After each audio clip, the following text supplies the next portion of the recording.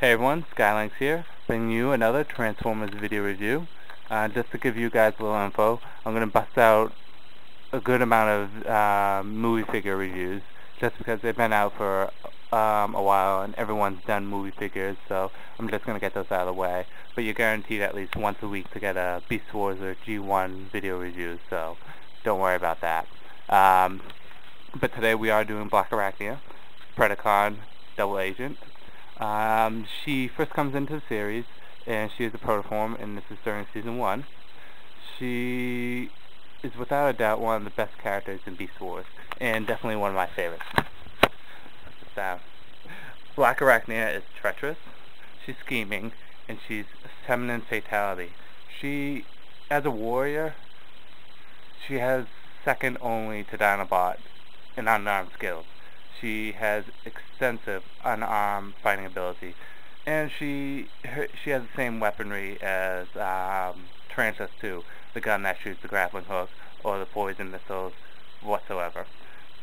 But she is an excellent hand-to-hand combatant, second only to Dinobot.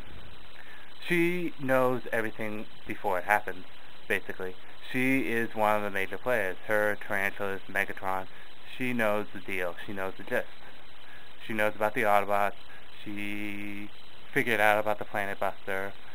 So she's kind of in there. She is one of the major players.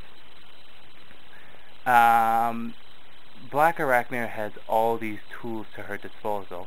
If Optimus Prime is Captain America, and if Waspinator is Kenny from South Park, or Silverbolt is Sir Lancelot from the King Arthur times, Blackarachnia would be Ada Wong from Resident Evil. She's strong, she's independent, she's playing both sides, so she's in there, and she's just a strong female character. But, like Ada Wong, she has her one weakness, and that's the love for the good guy. Ada loves Leon S. Kennedy. Blackarachnia falls in love with Silverbolt, and that's the one difference maker. If she had not fell in love with Silverbolt, she probably would have made it out as the only survivor in Transformers Beast Wars. But she did. And Silverbolt showed compassion to her, being the only person that cared for her. At first, she used him to get parts and plans and find out stuff, but eventually she fell in love with him. And this cultivated towards the end of Season 2 and the beginning of Season 3, when she actually joins the Maximals as a Predacon, but later becomes a Maximal entirely in a Transmetal 2 form. So that brings such a dynamic to her character, and to quote her best, even when she's good, she's bad. So even when she turns good, she still has that feminine fatality to her. So it's quite awesome. She is, without a shadow of a doubt, one of the best characters in Beast Wars. She starts to shine even more in Beast Machines when Silverbolt's gone, and she tries to find Silverbolt, and she realizes he's not who he was because he's haunted by what happened when he was Jetfire. And Beast Machines is definitely a series you should watch because it takes every character in a different direction. Anyways, onto the figure itself. Oh, by the way, Blackarachnia does survive everything along with Silverbolt, so you get your little happy ending there. Unless you read the comics and then she turns evil again, I think. I don't know.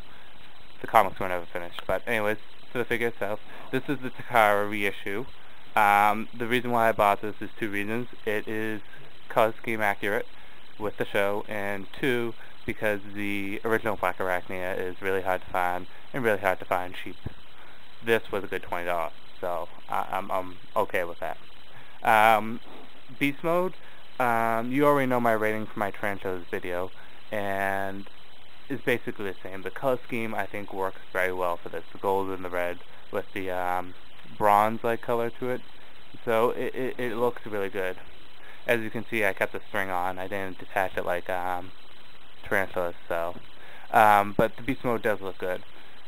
I'm going to transform her. I'm going to pause the video and transform her, and I'll talk about her robot mode. Okay? One sec. Okay, this is her fully transformed in a robot mode. I brought Tarantulas out just to do comparison. As you can see, they're both carbon copies of each other. The only difference other than the color scheme is hers is actually the robot head, his is the mutant head. I stuck the missile in that was her legs to show the missile. I didn't do that in the Tarantulas review. The grappling hook's on the ground. Gotta be careful of the missile because it pops out very easily. But the color scheme, okay, my views on this figure is I have two things against it, and the rest I don't. The color scheme looks awesome. The black, the gold, and the red, and the bronze. Looks awesome. The spider figures on the whole look awesome. The problem with blackarachnia is she doesn't look like a girl. She looks like a guy. She looks like Tarantulas with a different head, which is essentially what she is. She's just a recoloring. The spider mode looks fine, but the robot mode looks nothing like their CGI counterpart. Granted, some of the Beast War characters don't. Rhinox. On a whole, they look somewhat. She just looks far out. She has no feminine qualities to her. She's so jacked. Look at those. The pectoral muscles, the thighs, the whole abdomen, even the back. It just looks tarantulas. They could have made it look more feminine. Granted, it is a recoloring, so I can't complain about that because they can't really do anything if it's just recoloring. So that's my one problem, is she doesn't look feminine. Granted, you can put her in feminine-like poses, does help out, but it's still not much. The other problem is actually with the Takara toys is that they break easily. I brought her and Dinobot, and Dinobot broke on me. And Dinobot wasn't that good overall. You think his color scheme would be better, but it's not. The only thing that's better is the legs. The body doesn't look any better. It's too light, and the head is not. His design is like a Dalmatian. It's not lined, but anyways, be careful with Takara toys because they have shoddy plastic. Some of them are worth getting, like blackarachnia here, especially when it's hard to find the original, but overall they can be shoddy. But those are my problems with the figures. On the whole, the spider figures are awesome, but then, I mean, she just doesn't look feminine, so only buy her on two cases.